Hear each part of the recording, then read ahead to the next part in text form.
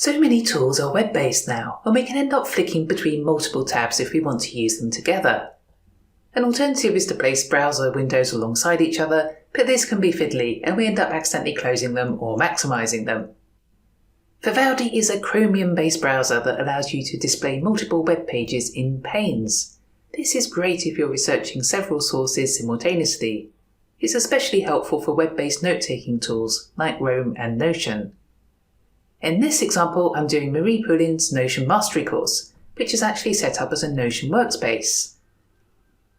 That's in the left-hand pane. In the right-hand pane, I have my personal Notion workspace where I'm making notes. You could create a similar setup if you're doing a course on Skillshare and making notes in Google Keep, Evernote or Roam. When you close Vivaldi, it remembers your layout so you don't have to find where you got to next time. Here I've opened the two pages, mine and Marie's. I can flick between them in the sidebar. If I now select them both, holding down Ctrl as I click, I can then right-click and choose Tile to Tabs. Now they're alongside each other. I can resize these panes and also minimise the sidebar to give myself more space. Maybe you want it horizontal rather than vertical. Click the page tiling icon at the bottom, or switch off tiles altogether. If you have the screen space, you can add even more panes and arrange them in a grid.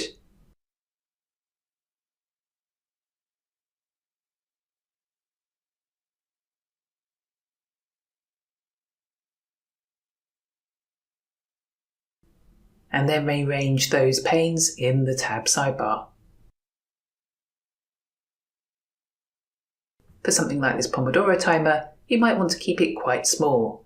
Make sure that pane is selected by clicking in it, then use the slider on the right-hand side to zoom out. There's lots more you can do with Vivaldi, and there are helpful videos on their website. I hope you found that quick introduction useful. Thanks so much for watching. Bye for now.